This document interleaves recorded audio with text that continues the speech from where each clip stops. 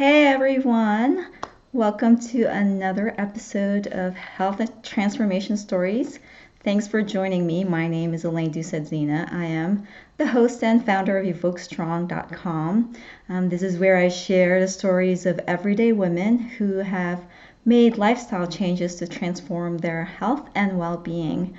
And it's my hope that by sharing the stories, you'll be inspired to do the same.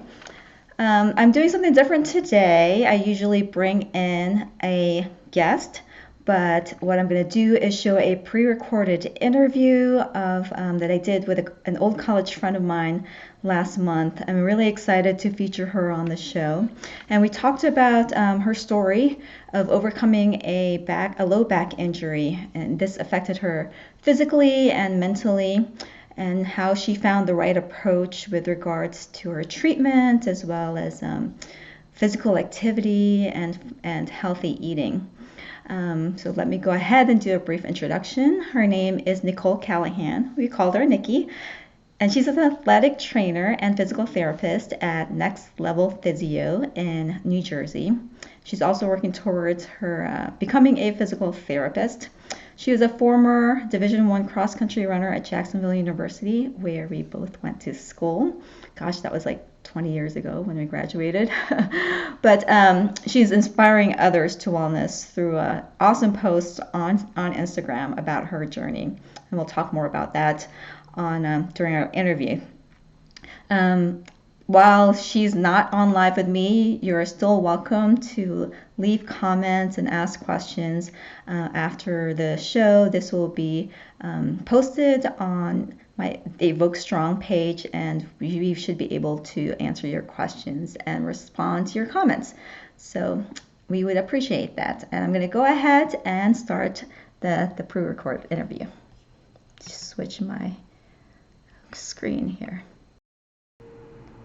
All right, Nikki, thanks for being here. Thanks for taking the time out of your day so that to share your story. So I want to get started and just dive right into it. I know that from your Instagram account, because I was stalking you, that so 4 years ago you had a back injury, and that's where pretty much how your your journey started with what you're doing today. So can you start with that and just tell us what happened? I know. So let's just talk about you were a runner in college. You're a D1 athlete, and now you're an athletic trainer. So it's kind of just it kind of goes. It seems like hand in hand. And then I guess you were running a lot, and then you were working out, and something happened. Yes. So you're right. I was a runner, Division I runner, and fitness has always been a big part of my life. But 4 years ago, I wanted to become more powerful as a runner, so I started doing CrossFit for about 6 months. I didn't have that great of a back to begin with, but I didn't have a specific issue. So I was doing CrossFit one day, and I must have not had good form on one of my reps. Mm-hmm. And I ended up herniating 2 discs in my lower back. They were only mild herniations, but the problem became over the 4 years that because we had trouble getting it under control, my nerves became very overreactive, and I would have really severe reactions to something I shouldn't have been having severe reactions to. I would pick up a pen, and I would end up being stuck bent over for over a week. And then, last May, I ended up in the hospital, and I couldn't control, my bowel movements shut down. I had to be catheterized. It was crazy.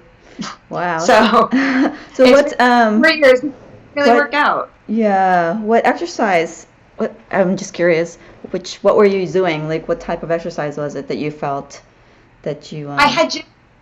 I just learned how to do the split jerk that day. So it's when you have the barbell, you bring the barbell overhead, and you kind of come out in a lunge stance while you're bringing it overhead. I had just learned it, and they put it in a workout that day, and I didn't feel confident with it, so I feel like I should have spoken up and probably not done the workout that day, now that I reflect upon it. But, I got halfway through the workout, and I was doing good, and then just one rep, I literally felt warmth down my leg. It didn't actually hurt, but it felt very strange feeling. And then after that, I was like, I'm not finishing this workout. Something isn't right. And then my back just started getting really, really tight. And next thing I know, I was like literally stuck bent over. Like I couldn't stand up straight, like at all. So that was still at the gym when that happened, when you couldn't stand up? No, I actually left and I drove home. And as I was driving back later, and by the time I got home and got out, pretty much crawled up the stairs to get in my apartment. Oh my goodness! So it was bad. That's kind of scary. So did you go and see someone then, and then they realized, or did you already know that from your experience as an athletic trainer that it was a hernia, that you herniated your disc? I had like issues with my back in the past where it would go out on me here and there, but in a day or two I'd be fine.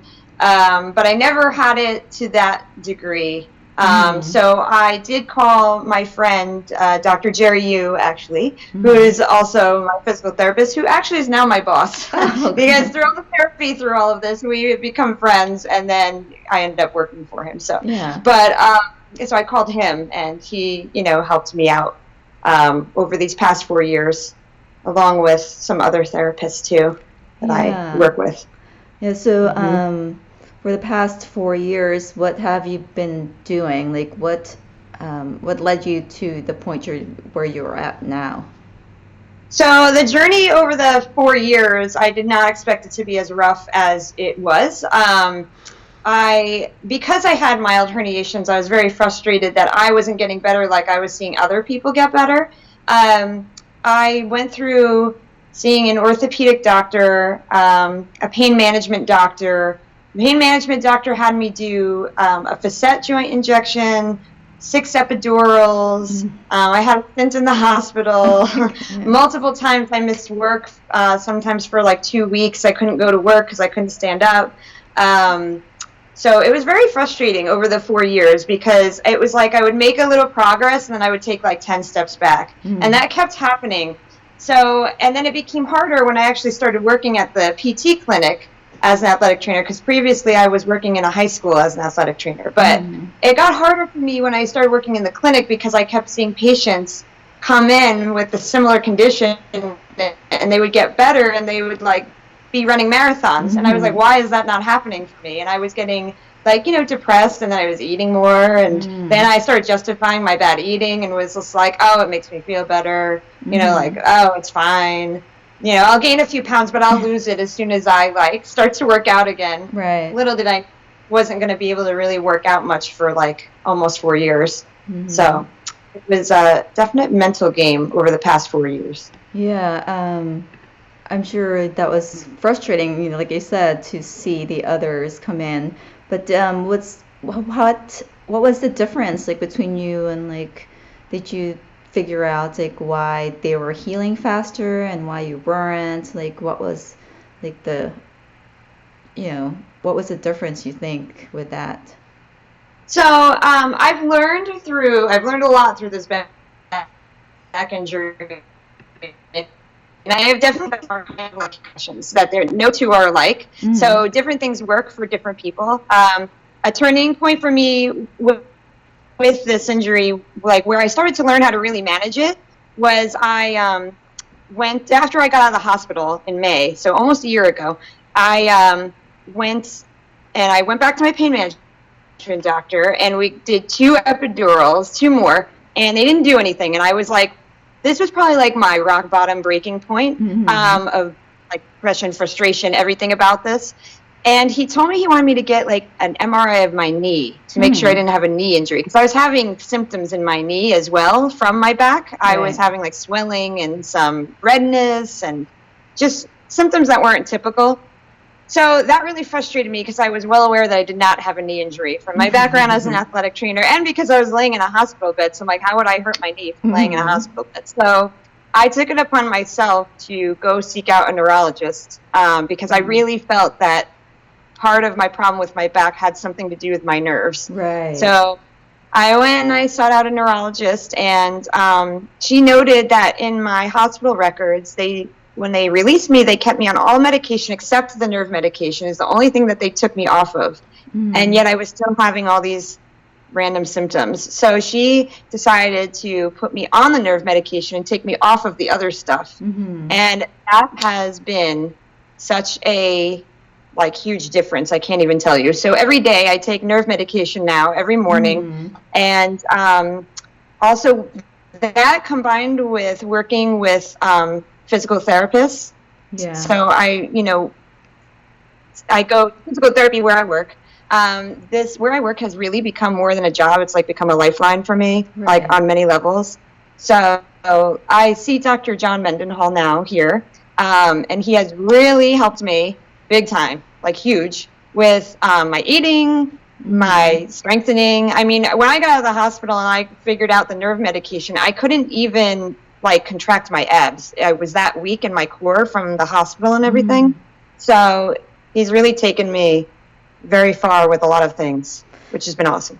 Yeah, that's good that you were able to kind of just distinguish with the different with the nerve medication, going to the neurologist and seeking out the help of a neurologist to just figure out exactly what was going on, because you said you did experience some nerve issues, and that I guess that was part of solving that mystery with what's going on with you. So it was so frustrating because in my MRIs, it wasn't showing that my discs were compressing on a nerve. And then when I went to the neurologist, I did a nerve study and an EMG, and that came back clean too. So I started to think I was crazy. I was like, why am I having all these nerve symptoms? But everyone's telling me they're not seeing anything. But I've come to learn too that it doesn't always show up in an MRI if a disc is compressing on a nerve. But now I know that it's very possible that it is. So that's a good thing to know. So you're at, I see you posting a lot on Instagram. By the way, Nikki is Taming Tina on Instagram, and she would post a lot of your physical therapy workouts. I mean, you're very consistent with it, and the food that you've been eating, because is that from the idea that came from your doctor with going into the Whole30 type of nutrition or diet for you? How did that come about? So that came about because after I got out of the hospital in May, and then we got me on the nerve medicine, and then I started to get stronger through PT, I was starting to able to do regular everyday things that people do. Once I got to that point, I then wanted to go back to being in shape and working out, and it kind of lifted my spirits a little finally. And so Dr. John was showing me, he was giving me workouts at PT and things like that. But when I really wanted to get my food in order, it was about January, and I'm not a big New Year's resolutions person. It's not my thing, but I did want to change my behavior overall, and just for the better. So Dr. John, the year before, he did the Whole30. He's normally in great shape, but he did the Whole30, and it worked out great for him. And I felt like I needed to do something like that, because funny enough, I thought I was eating clean. And I thought I was eating good, but I learned a lot from the Whole30 that I was not. I was eating things that I thought were good for me, and they weren't. So I asked him about the Whole30. He explained to me what it was, and I decided just to go on and do it. So I actually did it with my mother, because my mother wanted to lose weight too. So we did it together. So now that the Whole30 is over, I kind of just keep that lifestyle now, and it really works for me. So what was you said that you thought you were eating clean, and you weren't. You weren't. So what did you think you were eating that isn't, for you, wasn't considered clean? So so it's funny, Whole30, I don't know if you know what it is. I actually did it. So I did Whole30, when was it? The beginning of last year, 2018, just for the 30 days. So you can explain it, just in case, So basically with the Whole30, you can eat fruits, vegetables, your proteins, such as fish, chicken, beef, things like that. And that's pretty much it. I mean, you can't have soy, dairy, sugar, alcohol, grains. Yeah. Yes, there's so many things you can't have. But so the funny part for me, I didn't realize how many things had sugar in it that I thought I was eating clean. I did not realize, like, that spicy taco seasoning, for example, has a ton of sugar in it. I didn't realize that the meats that you buy from the grocery store, not all of them, like chicken doesn't have sugar in it, but like all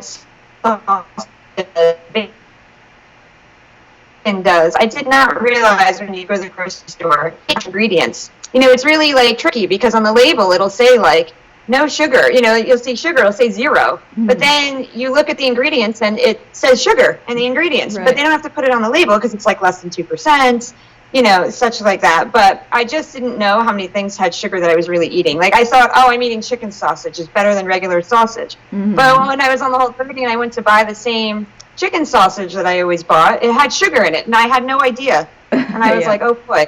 So, and then apparently, you know, after the 30 days, then you're supposed to reintroduce all of the foods and see what you're sensitive to. Funny enough, as I was on the Whole30, I'm actually sensitive to 2 foods that are in the Whole30, which is really funny because I was having major bloating issues before I started the Whole30.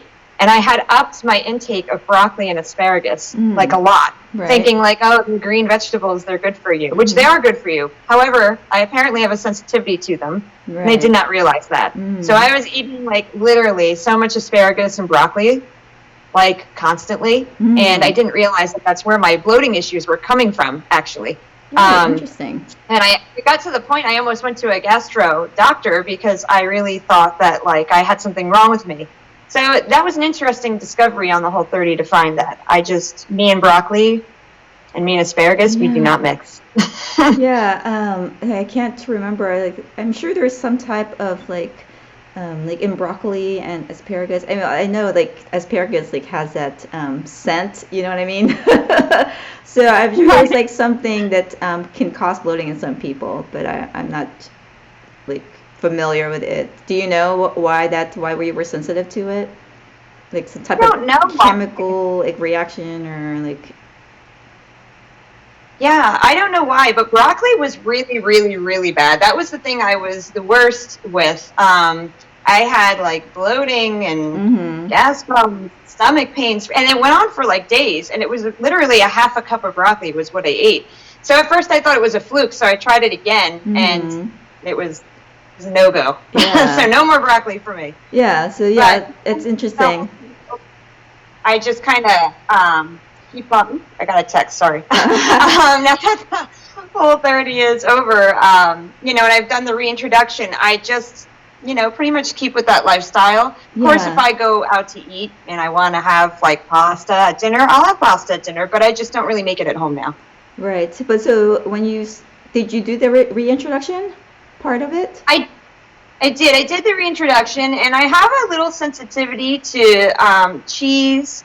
Not bad, but that was really it. I wasn't really too sensitive to anything else. But I did notice, since I've done the Whole30, and now I eat the way I eat, when I do go off the Whole30, if I go off the Whole30 with just like one item, it's okay, and I'm fine. But if I go off like big time and have like a whole full meal that's completely not Whole30. Right. My son actually does have a reaction to it now. Like I do get like queasy. Yeah. That happened to me a few weeks ago. I was at a surprise birthday party for someone, and there was all the food options that were there. Nothing was Whole30. So I was like, that's fine. You know, this would be like my cheat meal. Right. So I mean, I had like breaded chicken with champagne cream sauce, and they had penne and vodka, so I had a little of that. And I think all of those things that I don't eat anymore, I felt queasy like a few hours later. Yeah. For like the rest of the night. I guess it's just like part of you detoxifying your body, and then when you kind of just like start putting all that processed greasy stuff, and then your body just knows, you know, it's not part of you, and it just reacts to it. It's very interesting that happens. And I think, I mean, a lot of people really have experienced the same thing. So yeah. So what, while you were on the 30, did you like physically, how did you experience any changes with like the way your workout, your energy, anything? Yes, I have rosacea, like where your skin kind of it's a little like pinky, I guess you would say, and raised bumps. That actually really cleared up big time when I was on the Whole30. So that really cleared up. I was sleeping much deeper sleeps than I have slept in years. Hi. Oh yeah. I put the camera on you because she was coming in with her, you can see what she's wearing. But yeah, anyway. So yeah, I slept better, my rosacea cleared up, and what was and the bloating. The bloating was a big difference, and energy-wise too. I've never been a caffeine drinker, but like per se, like I never had coffee. I was never a coffee person, but I did like to have tea in the morning, like caffeinated tea, and you're allowed that on the Whole30. Just I used to have it with honey, so I couldn't have it with honey anymore. Right. But I found I drank less tea and stuff, but I didn't even really need it. Like I had a lot more energy, I still have a lot more energy now that I eat this. So I noticed that as well. Yeah. So are you running again, or are you still just doing a lot of strength training? So I come like August, I was able to get to a place where I could start to do some running. So I started off with walking and built up my endurance that way. And then I did a walk jog kind of thing. Then I found an online 9-week program to get you to run 30 minutes, like a few times a week. That was like the end goal. I was overly cautious with it and made it like 14 weeks because I was like very paranoid. I hadn't run in 3.5 years. So I did that. And then I got up to like 15 miles a week. And unfortunately, I am now currently in a boot. Oh, no. Wait, what happened? Currently in a boot because I had some stress reactions, unfortunately, starting around December in my foot. So I have a stress fracture. I saw a doctor before that happened. So now I'm in a boot for 3 weeks. I just got the boot a few days ago. But it's okay because I'm still working out. I'm just not running now. At the moment, I'm just doing like strength circuits and stuff like that. Like, how did you get the stress fracture? Is that on your toe? It is actually on my toe, yes. Yeah. It's the base of my fourth toe, which is a random weird spot to have one. So what my physical therapists think is they think that I didn't, for a while, my calf was really tight for some reason in my left foot, and I didn't have the proper degrees of flexion you're supposed to have in your ankle. You're supposed to have about 20 degrees, and I had about 6. So as a result, my foot kept turning out, and I kept landing when I was running and walking on my 4th and 5th toes. So like the outer part of my foot, I just didn't realize I was even doing it. I noticed that my calf felt tight, but I didn't realize it was changing how I was running and walking. So I think just the repeated thing of me doing that over time, unfortunately, because that's not how I normally, my gait was off. So I think over time that just happened. So it's okay though. So if you don't have that mobility in your ankle or like flexibility in your calf, that so it's compensating, right? Because I had I actually did have a stress fracture on my 5th toe on my right side, and that was through running. That was 2017. But it wasn't that, it was a hairline fracture, so it wasn't that bad at all where I had to wear a boot. And I was training for Chicago at the time, and I just was running in the pool. So it's very frustrating again, but that's okay because I'm still working out. And they really put me in the boot because it did get like 70% better because I did stop running and I was doing therapy where I work. So it did get through that. It got like 70% better, but like the last 30% just wouldn't get better. And honestly, it was because the doctor said that it's because I'm on my feet all day at my job. So even though I had stopped running and I modified my workouts, it just wasn't getting better because I need to be off my feet, but I can't not work for 3 weeks. So the other option was to be in a boot. So we have a boot. Well, that's good. You're just like able to work out and probably heal faster that it's in the boots. So Do you mind if I show those photos that you did on Instagram? Just like as a before and after. And I was like, oh my goodness, why am I doing this? But I'm glad I did. This was, let's see, oh, that's the after. That's just right after you worked out. And then this was before. And this before was taken, let's see, which said, was this 4 years ago? No. No. So 4 years ago when I got hurt, I was at the same weight I'm at now, actually. Okay. But that photo was taken, I think, over the summer. I took it of myself because I wanted to try to start dropping weight. So I took it of myself initially as like a motivation. Yeah. But then it's funny, that's when I was eating, and I wasn't eating as healthy as I thought. So I took that. So that was probably summer then of 2018, the bad photo. And the one I took of myself. And that was at my highest weight. And then the other one was, from whenever I took that. I think whenever I posted it, I took that same morning. Yeah, I mean, you can definitely tell the difference. And so summer of last year, right? Of 2018, yeah. 2018. And then the other one was just a few weeks ago, I think. Was that a month ago? Yes, and the summer of 2018, I still looked the same in January when I started the Whole30. Even though I had been doing workouts and stuff, I was frustrated because I wasn't dropping any weight, and it's because I was not eating as clean. Yeah. So I actually, since I took the picture of me, like the current one, I actually have dropped even a little more weight since then. That's great. Now I'm actually back to the exact weight that I was pre-back injury, finally. Yeah. So. Well, I'm sure that feels good for you. But so I did ask, how was that transition? Like, and like, how did it feel for you to, start the Whole30 and remain on it? I know some people would have struggles with like changing the way they eat.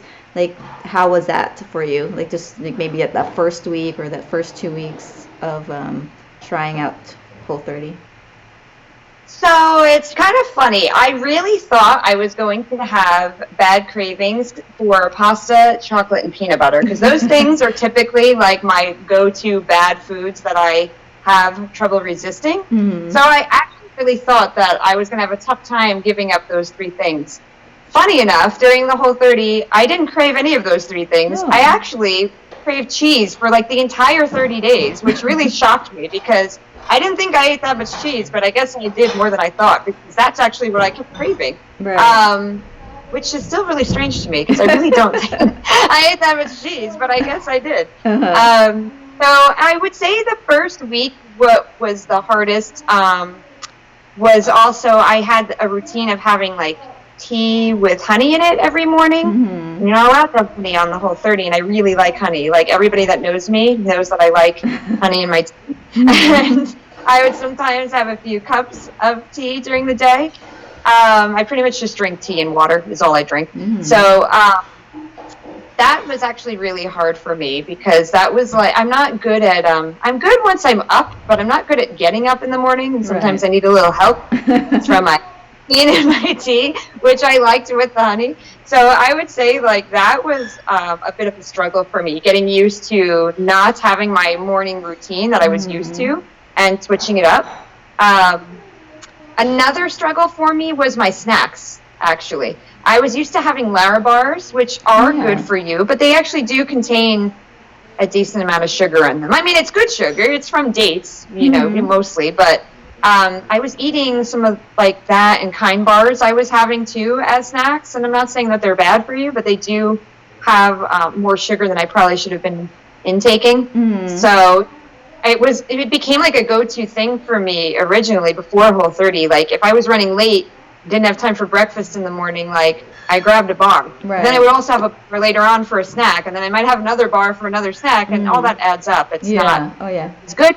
It seems when you have anything in excess. So the snacks was an adjustment. I had to go through trying different snacks to see what I liked, because I was kind of hooked on those bars, which is because now I probably wouldn't eat any of those bars, and I haven't since probably January. So but I found some snacks that I like through experimenting. So, Oh, good. um, So yeah. what helped you with like breaking that morning routine? Just the mindset or? Yeah, just being strong with it. And another thing that really helped was that my mother did it with me. So we would actually text each other like every day and be like, all right, we're on day 5. We've got this. Yeah. If one of us had cravings, we would like text the other one like, oh, today, I'm really missing this. And, so that really helped because you felt like you had someone that understood and related, could Right. relate to you. It also helps while I was at work too that, my coworker John, the one that told me about Whole30 that I got started with, he had done it too. Mm-hmm. So that helped because, when I was at work, he had done it already himself. So he knew what it was like when you're restricting yourself of all these things. Yeah. So definitely. Yeah, that's big. Like getting the support and knowing, another person has gone through it who can help you, yeah, with like those struggles. So, well, Nikki, thank you for taking the time out to do this with me. So just like I like to ask, like at the end, if you have any advice for people who are, wanting to make that change. What's that for you? Like, what would you tell them? I would say, I think one of the biggest mistakes that people make, because I also used to work in a gym years ago, so I used to see this a lot. So one of the biggest things I think that people do wrong when they want to try to make themselves, like eat healthier and work out, is that they go in kind of like guns blazing, and they'll go to the gym like 5 days straight. Maybe they haven't worked out for like 2 years, and then they go to the gym 5 days straight, and then they get so sore that they are like, oh, I'm not doing that anymore. And then they don't go back. Or they try to like start working out and eating healthy all at the same time. I think for me that what worked is that I didn't do everything all at once. I let myself get to a point after my back injury that I was strong enough to start doing some workouts. And I started with workouts first. And once I got in a cycle and a routine of working out, then I went on to like the food. Sometimes I think it can be overwhelming for people to do everything at once. So I got my workouts down and I got my eating down. Now I have them both together and it's now just become routine. Right. So I'd say that's one big thing. And another big thing I'd say is meal prepping is huge when it comes to food. You have to meal prep. It is a pain in the butt, absolutely. But it is completely worth it. I just have this routine. Every Sunday morning I get up, I work out, I do meal prep. And then I go on with my day. And I'm very organized in how I do my meal prep. I literally write out, like, I plan out my meals for the week, like breakfast, lunch, dinner, and snacks, like everything. And I write one huge grocery list. I go to the store Saturday. And then I even, to help out my food prep, I even make a list of, like, what is going to need to go in the oven, what is going to have to go on the stovetop, what's going in a microwave, or, like, what do I not need to cook, but maybe I need to chop something up. Right. I make, like, a list of everything so that I can organize myself when I do my food prep of, like, to make it go faster. Like, then I can look and be like, oh, if this is in the oven, I can have this on the stove at the same time. Right. Just to make it a little easier. That's something that's taken me a while to get to that point, because food prep takes a while to get used to doing. Yeah. But then during the week, you don't have to really cook much, and you always have food ready on hand, so you don't go and eat the bad things you should not be eating. So that's another big thing. Thank you for that, Nikki. So taking the time, taking your time to like get into like the workout part, like working out. Don't jump into like 5 days a week of workout, or just like really just overwhelming yourself with like the food and the exercise all at the same time. Just taking it day by day and like little by little, like a small changes, like you said, it becomes like this routine for you, just like getting used to like the different changes that you're making, but like at small increments. And I can tell like you're really passionate about the meal prep, and it's taking you some time to do it, right? So it's like just being organized, and just I mean I love that, like like knowing exactly what you're gonna like have every day, like after you've done the meal prepping on Sunday. So that makes it like takes the guesswork out of that week, especially because you're working and you're busy, just packing it and just having it ready when you get home. So yeah, well, Thanks again for taking the time. For having me. Yeah, definitely. So once again, Nikki is Taming Tina on Instagram, and you can follow her. You can see all of her workouts, what she eats, and even you even had, I think, a meal prep post on there too, if I I can actually want to remember. make a meal prep post about what I was just explaining. I actually Yeah. want to show people how I break down my list and Yeah. stuff. So just so everybody at home knows too, the purpose of Taming Tina Oh actually yeah. became like a work thing. We all wanted to start like fitness, like Instagrams, fitness and health Yeah. Instagrams, because we really believe that here, where I work. So I started Taming Tina. If anyone has seen the movie White Chicks, Yeah. there's a scene in the dressing room where a girl is freaking out about how she looks, and she kids around and calls her stomach Tina. So it became a joke at work. I used to do that. Hungry, like that's Tina kidding around, and that's how I became Taming Tina. So it's just a joke, but so yeah, it's all about fitness and health. So I'm all like, I want to inspire other people to make a change. You're definitely doing that, and thanks again for sharing your story. And have a good day. Thank you. Thanks.